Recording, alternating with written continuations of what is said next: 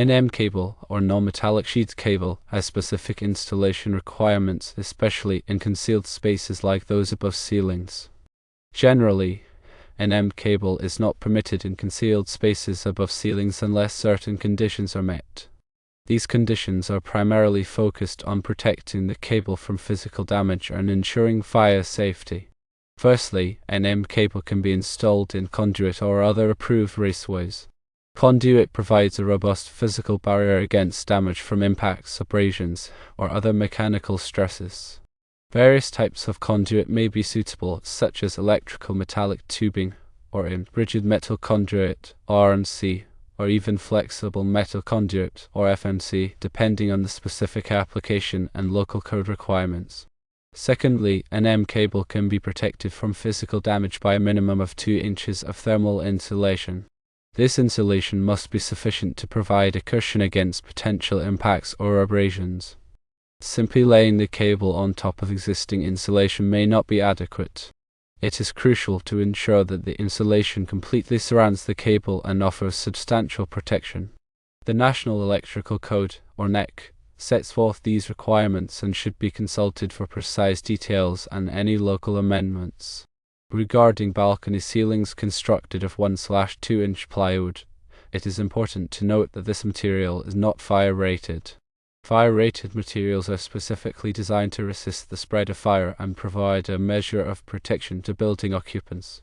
Because 1/2 inch plywood lacks this fire-resistant quality, it does not provide adequate protection against fire hazards. Therefore, NM cable should not be installed on or above balcony ceilings made of this material. Installing NM cable in such a location would violate safety regulations and increase the risk of fire-related incidents. When NM cable is not suitable, alternative wiring methods should be considered.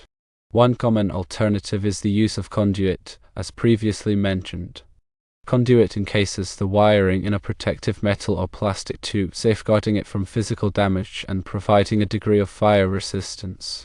Another option is to use metal-clad cable, or MC cable. MC cable consists of insulated conductors encased in a flexible metallic sheath. This sheath provides excellent physical protection and can be suitable for both concealed and exposed locations. For installations requiring greater flexibility and protection, liquid-type flexible metal conduit, or LFMC, can be used. LFMC is a type of flexible conduit that is resistant to liquids and can be used in damp or wet locations. When selecting an alternative wiring method, it is essential to consider the specific environmental conditions and potential hazards present at the installation location. Factors such as moisture, temperature, chemical exposure, and potential physical damage should all be taken into account. Furthermore, it is crucial to ensure that the selected wiring method complies with all applicable local and national electrical codes. These codes are designed to ensure the safety of electrical installations and prevent fire hazards. Consulting with a qualified electrician or electrical engineer is highly recommended to determine the most appropriate wiring method for a particular application. These professionals have the knowledge and experience to assess the specific conditions and select a wiring system that meets all safety requirements. In summary, NM cable has limitations regarding its use in concealed spaces above ceilings and on balcony ceilings constructed of non-fire-rated materials. When these limitations apply, alternative wiring methods such as conduit, MC cable, or LFMC should be considered. Selecting the appropriate wiring method is crucial for ensuring the safety and compliance of electrical installations. Always consult with qualified professionals and adhere to all applicable electrical codes. The NEC provides detailed guidelines on the installation of NM cable and other wiring methods. Section 334 covers NM cable specifically. Section 300 covers wiring methods in general. It is important to pay close attention to articles regarding protection from physical damage. For example, Section 300.4 addresses protection against physical damage. Section 310 provides information on conductor ampacity and dirting factors, which are important considerations when selecting the appropriate size of conductors for a particular application. It is always essential to consult the latest edition of the NEC and any applicable local amendments to ensure compliance with the most current regulations. Understanding ampacity is crucial for safe electrical installations. Ampacity refers to the maximum amount of electrical current, measured in amps, that a conductor can carry continuously without exceeding its temperature rating. Several factors influence the ampacity of a conductor, including the conductor material, size, insulation type, and ambient temperature. The NEC provides tables that list the allowable ampacities for various types of conductors under different conditions. For example, Table 310.15b16 lists the ampacities of insulated conductors rated up to 2000 volts. When conductors are installed in environments with high ambient temperatures, their ampacity must be derated. Derating involves reducing the allowable ampacity to account for the increased heat generated by the conductor. The NEC provides derating factors that should be applied based on the ambient temperature.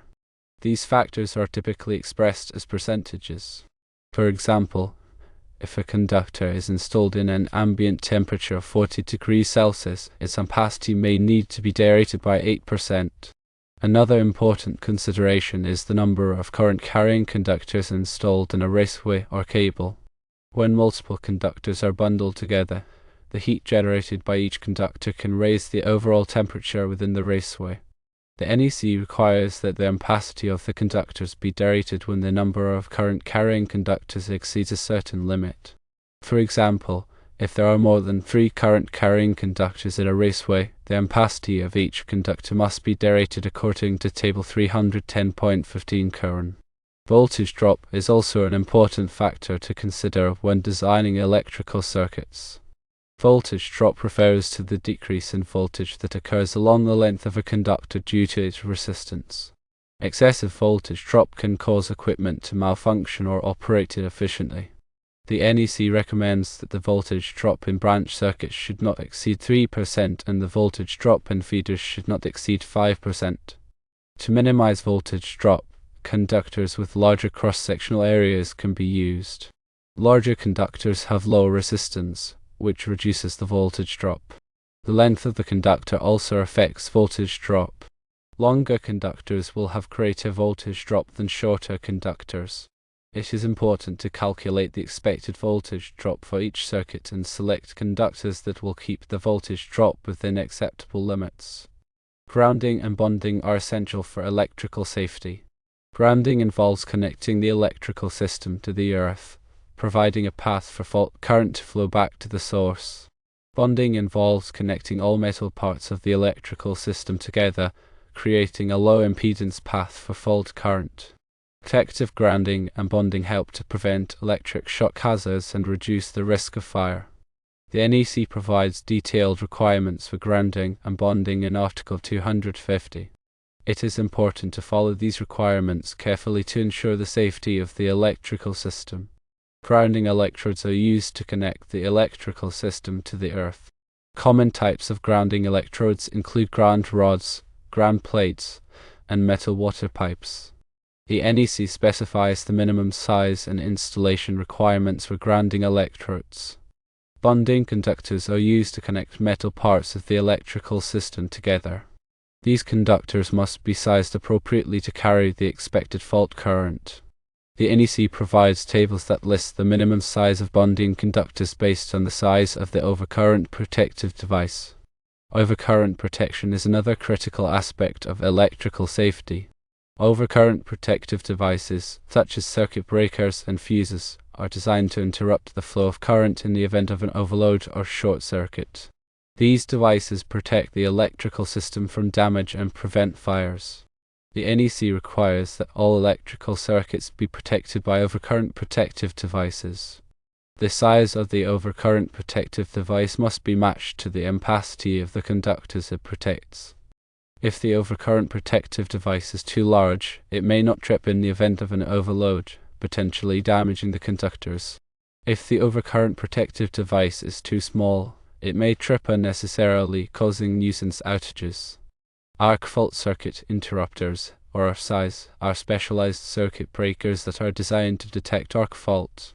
Arc faults are dangerous electrical conditions that can cause fires. ASICs are required in many areas of the home, such as bedrooms, living rooms, and dining rooms. Ground fault circuit interrupters, or GFCIs, are another type of specialized circuit breaker that is designed to protect against electric shock. GFCIs are required in areas where there is a risk of contact with water, such as bathrooms, kitchens, and outdoor locations. Electrical boxes are used to enclose and protect electrical connections. The NEC specifies the types of electrical boxes that are permitted for different applications. Metal electrical boxes must be grounded to provide a path for fault current. Non-metallic electrical boxes do not need to be grounded, but they must be listed for use with non-metallic wiring. Electrical boxes must be sized appropriately to accommodate the number of conductors and devices they contain. The NEC provides guidelines for calculating the required box fill. Wiring methods refer to the ways in which electrical conductors are installed and protected. Common wiring methods include NM cable, MC cable, conduit, and cable tray. Each wiring method has its own advantages and disadvantages, and the selection of the appropriate wiring method depends on the specific application.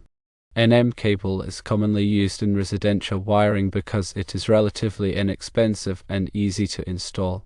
However, NM cable is not suitable for all applications.